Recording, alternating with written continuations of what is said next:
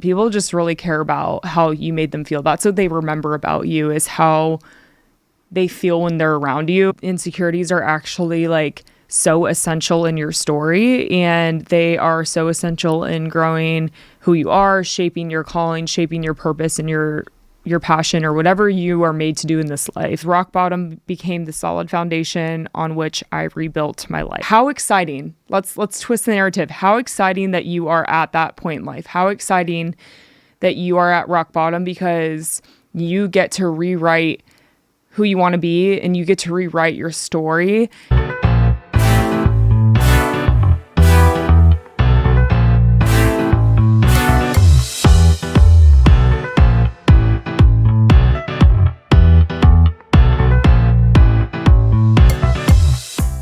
All right, you guys, welcome to the Talk More with Lore podcast. I am so excited that you're here. We took last week off, but we are back. And I'm so excited to just hang out with you guys today. It's been a minute, and I feel like I have so much to catch you guys up on. I am like running on not much sleep at the current moment because, as many of you know, I got my dog, and it is coming up on week 2. So a lot of you on my Instagram have been very supportive. Like, everyone's like, hang in there. I think every dog owner goes through that first period where they get the puppy and a couple weeks go by and you go, what have I done? Like, immediate just regret of getting this puppy. And I'm honestly kind of going through that right now, but it really helps to hear everyone else's just kind of journey with it, because I know that I'm not, it's like, okay, it's not Winston's fault. Like, I think it's just a universal thing that when you get a new puppy, you do kind of have that regret, because he eats everything and he's pretty good. He's fairly obedient for what it is, but he just doesn't. I think the hardest part is the fact that I do live in an apartment and having to take him out and just going down the elevator. It's just a lot. And so that's truly the hardest part for me right now, is potty training him, because I have to take him out like at least 7 to 8 times a day. And I have pee pads, but he thinks those are a toy. I ended up getting a fresh patch, which is essentially a actual patch of grass that you can put in your house, but he thinks that's a toy too. And so I just don't. We'll just have to see what happens, you guys. You're going to be along for the journey. But I am very obsessed with him. I feel like I can really empathize with dog owners now, because I think previously, I've had family dogs, but like, this is my own dog, and so it's different. It's like your own kid, because for me, I'm not really like a huge kid person. Like, I know that I'm gonna love my children, but like, I don't look at someone else's kid and like, I don't obsess over them, I guess, if that makes sense.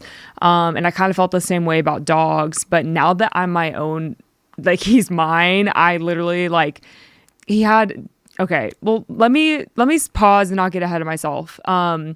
We are going to first kick it off with a silly, goofy thing of the week. And this is actually, I'll feed into it. But for starters, it is so hot in Nashville, you guys. I don't even know what to do with my hair. Like, not to be dramatic, but there's literally no point in showering, because you shower and you start sweating immediately once you get outside. And so currently I'm in this slick back bun, and I don't really wear my hair like this very often. And I hate it. So I apologize for my appearance to everybody watching me right now. But I really do not know. I've just kind of given up with my hair, because it's to the point where it's so unbearably humid outside that you can only really spend like a few minutes. And if I do decide to go on a run, it has to be pretty early in the morning. So we're kind of in the trenches of summer right now, it seems, but I'm definitely grateful for it, because I'd rather have this than the freezing cold. So to get into the silly, goofy thing of the week, so much has happened, but yeah, with Winston, So he's like a puppy, so he can't really do much until he's fully vaccinated. He doesn't know how to walk on a leash. He doesn't, he's just figuring it out. And so you have to keep them away from certain areas because they could be susceptible to parvo and like different things that dogs have. Like if there's a strange dog that walks by and Winston like ends up licking his poop or something, or I don't even know, he could like basically die because his immune system it's just developing and it's not fully there yet. And long story short, I ended up giving him this Kong with Greek yogurt in it. And essentially a Kong is just like a thing where you put food in it and it keeps the dog occupied. And I think that's the hardest part too, is getting work done, because he's just kind of like being a menace, and he whines if he's in the crate when I'm home, but I crate train him. Like when I'm away, I'll put him in there and he won't whine. But long story short, I gave him Greek yogurt and he has had, excuse my language, but he's had the shits like really, really bad, like for the past 24 hours. And I was like freaking out, you guys. I literally started crying to Tyler. I was like, he's dying. This is the end, And I feel like other dog owners, like I would hear these stories from my friends and I'd be like, oh my gosh, like roll my eyes type of thing. Like he's going to be fine. But I get it now. Like he's literally my child. And so this is like a new era for me, and I'm learning a lot about myself, and I'm excited to update you all. But without further ado, we're going to get into the topic of the day. And today's episode is titled Turning Setbacks into Comebacks, Finding Your Passion and Building Your Life. So I want to talk about setbacks and how they actually are a good thing. And I'm going to give you a few examples of just my personal life, and we'll get into insecurities. We're going to get into my personal story. We're going to get into emotional intelligence. It's going to be a really good episode. So I'm going to kick it off with my personal story. And this is actually triggered by a question I got. And I want you all to know that I read everything. I read all your DMs. If I don't get back to all of you, like I literally read everything.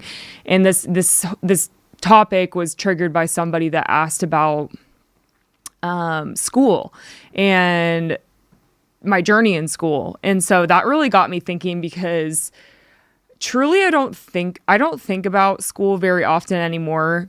I think naturally, just because we're older now, and high school just kind of seems like a blur at this point. But I really was reflecting on my high school years and like going into college like this past week, and how much my grades impacted, or how much I thought my grades impacted my worth back then. So to rewind back to school, when I was, I guess high school, we'll talk about high school mainly, but like just school in general, I was pretty good at school, but it didn't come naturally to me. I had to study really hard to get my grades. I was a straight A student for the most part. I think I had like 1 or 2 B's thrown in there, but I truly was a straight A student. But it really did not come easy to me, you guys. I had to study my butt off in high school. And I also think that the friends that I had in high school, and really just the culture of my high school itself, was very competitive, because it was a huge high school and there were a lot of kids there that were just really smart. Like we were known to be a very smart high school.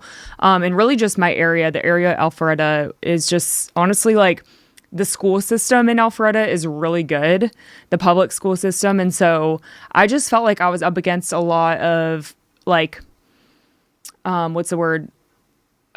impossible standards, or just these expectations that I could never meet, because it just seemed like school came so much easier to everybody else. And it was frustrating for me, because my parents would literally have to be like, Lauren, stop studying. Like I would study my butt off for really no reason. Like, I mean, yeah, looking back on it, I feel like I just stressed myself out way too much about school for what, And so yeah, so grades in itself, I mean, I had like I think a 3.9 GPA, really good grades. But when it came to the ACT or standardized tests, so bad, you guys. I could not get my score up for the life of me. I had a tutor. I think I took the ACT a total of 4 times, which is a lot because I could not get it down. And I don't know. The standardized tests were really challenging for me, and it made me feel extremely insecure because all of my friends, it seemed like they got really high ACT scores, like barely studied. They just got, I think that there are certain kids that just do better at standardized tests than others naturally. I don't really know, like, I haven't really done enough research on like what that means or whatever, but for me, it was really hard. I had a really bad ACT score and I could not get it up for the life of me. I think I got up like 2 points. And I know that, my whole family kind of like was this way too. Like my siblings really struggled with the ACT. So I don't know if it's just like, runs in the family. I'm not really sure.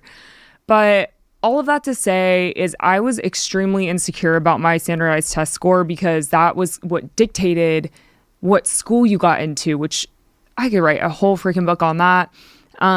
And that was really frustrating for me because I wasn't able to get into UGA, the University of Georgia, my first year because of my ACT score. I had an amazing GPA. I worked my butt off. I had like 15 AP classes under my belt. I took really hard classes and I made really good grades, but I literally didn't get in because of that. And that was really, really hard for me.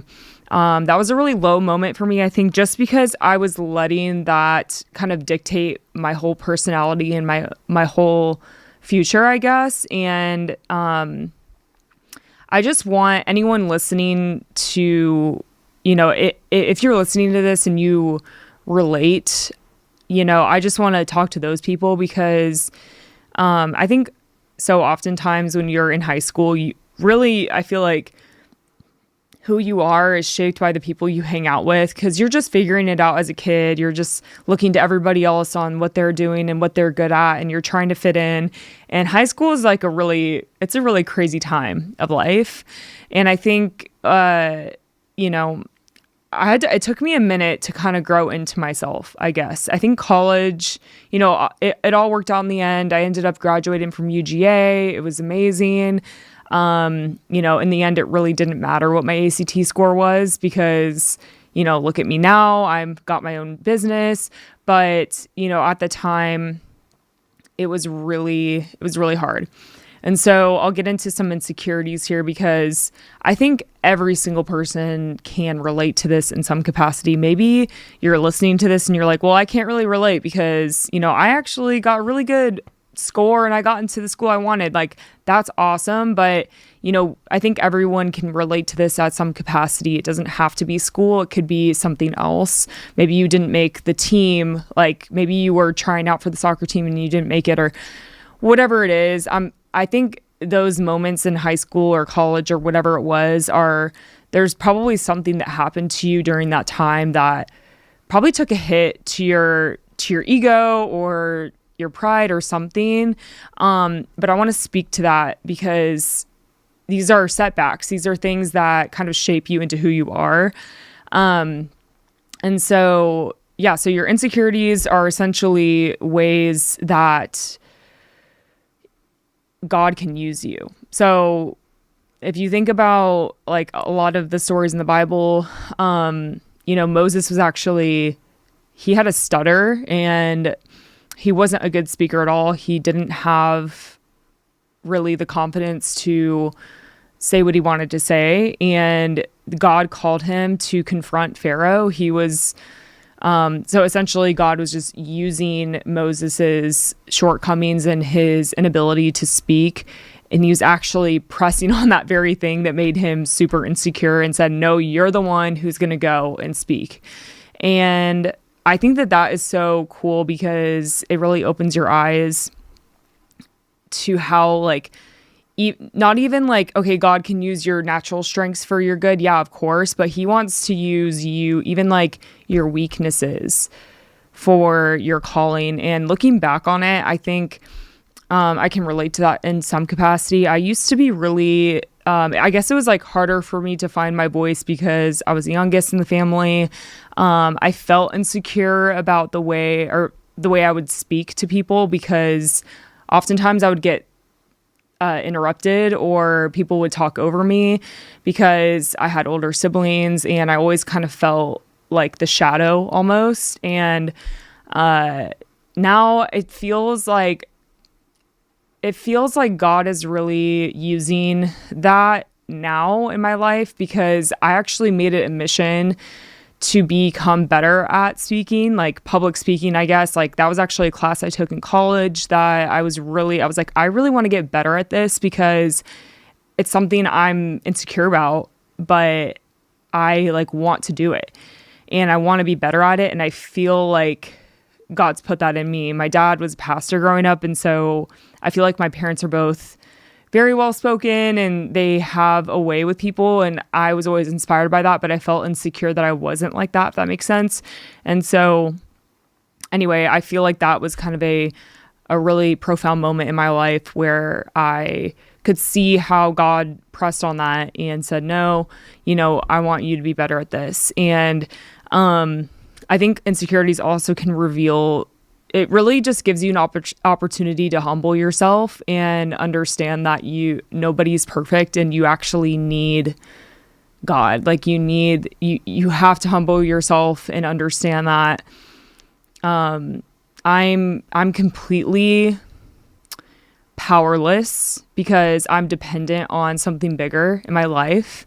And it builds your character and gives you empathy for others. So when things happen to you and you maybe, I think that's kind of why a lot of times we go through hard things is to help somebody else. And I think like it's to help somebody else and to refine who you are as a person, because I think every single thing that I've been through or insecurity I've had, I can write out and understand like, oh, wow, that like really helped me actually become a way more confident person, or that situation actually really helped me like, not worry about that specific thing anymore. I think like looking back on every situation, I can understand how these insecurities or shortcomings, setbacks in my life have come full circle. And I know that those will probably show up in different ways moving forward. But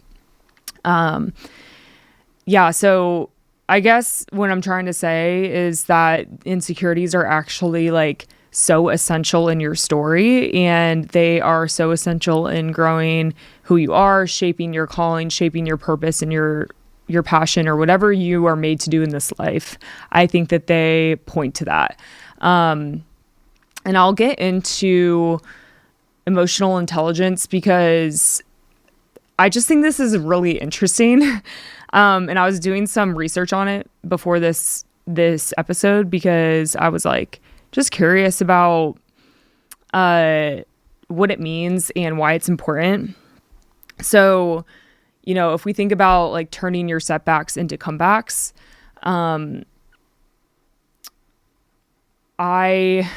use the example of school just because that's kind of what I'm flowing with right now. So, in school, it's IQ. It's your intelligence is measured by, basically like a score of something, which is so insane. And so emotional intelligence is your EQ, which essentially stands for recognizing your emotions, understanding what you're feeling and why you're feeling it, managing your emotions effectively under stress, and influencing the emotions of other people.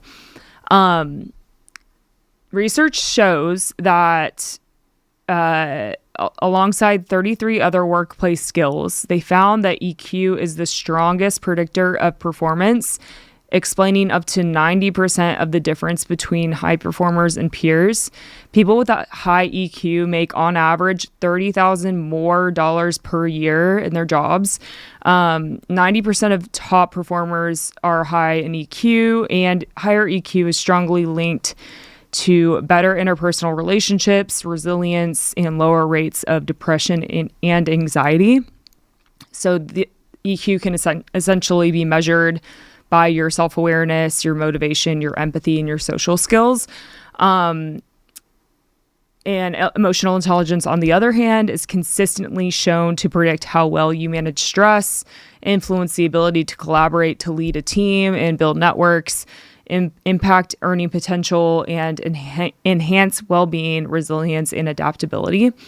I thought that this was so interesting, and I pulled this just because I wanted to, well, one, prove a point. If someone's listening to this and you relate to this in any capacity, when it comes to school or grades, it really doesn't matter in the end. Like, I obviously don't flunk out of school and be an idiot, but like, EQ says a lot more about who you are and says a lot more about your success in life, because at the end of the day, I think people really just care about who you are and how you make them feel. People aren't going to look at you and be like, oh, yeah, she didn't really, get the good ACT score. I don't really know if I want to be her friend. Or, people, and this can apply to friendships in the workplace, like really in any capacity of life.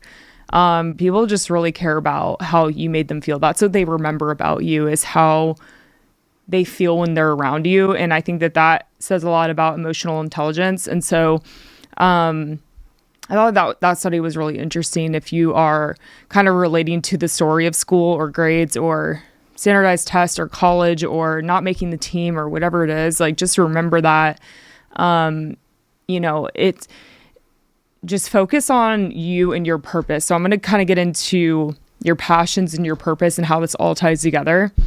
The last thing it says was grades are less strongly correlated with success in work and life satisfaction. So anyway, that should just be a whole thing about like our school system and what we're doing for like from age 5 to 18, and if you go to college, like age 5 to 21, like that's really interesting, to think about how you're graded in life. But anyways, so I think like understanding this whole concept of like EQ, insecurities, passions, all of this stuff. Maybe if you're listening to this, you're at a place where you're like really lost. Maybe you are really trying to figure out what you want to do next, or maybe you are feeling really lost about something in your life. I don't know what's going on in your life, but I know that everybody is going through something. And so that's kind of what I want to speak to. And I'll kind of speak to your passions in life just because I feel like this ties together. But identifying your passions, really just asking yourself like what truly excites you.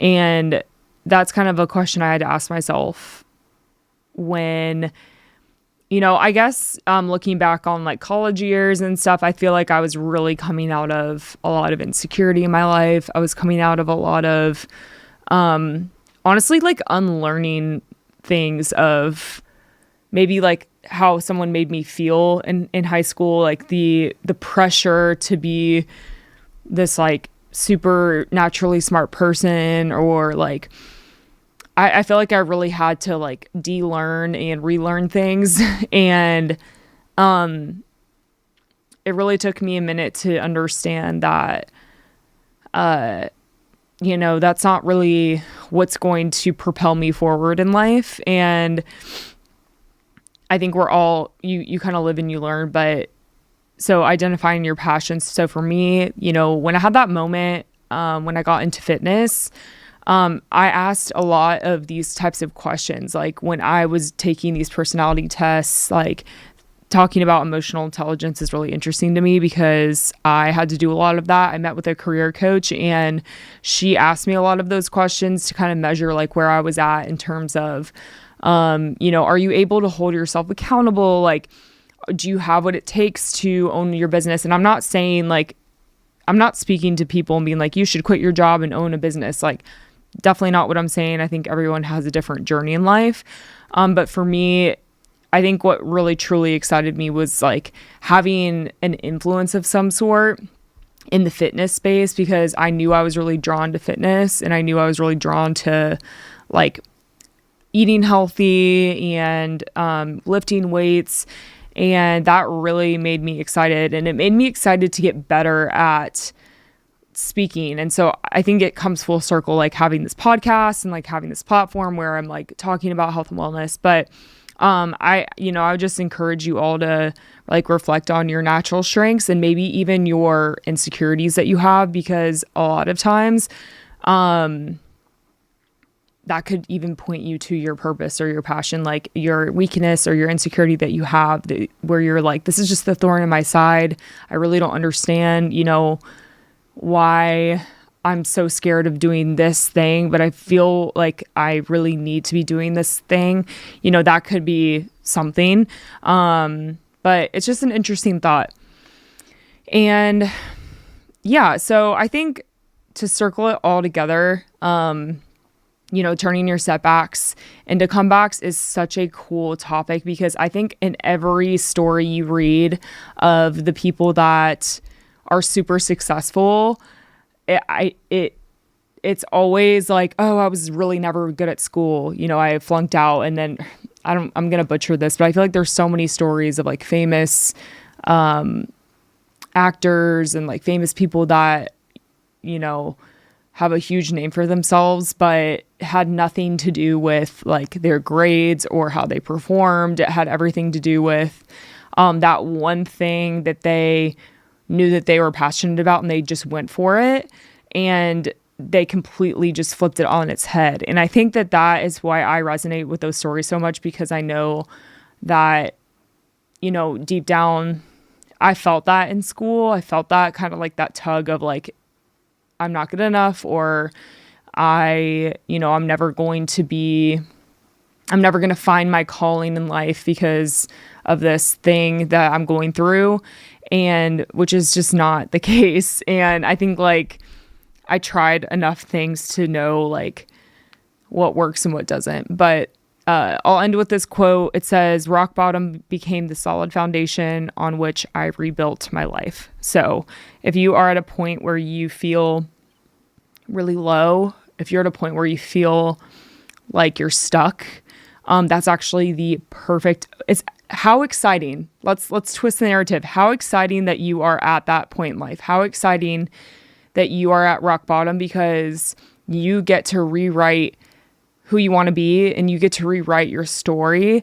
And I think that is really when God wants to use you, is when you're in those moments, because that's when you just know you can't do it alone. You have to rely on something bigger than yourself.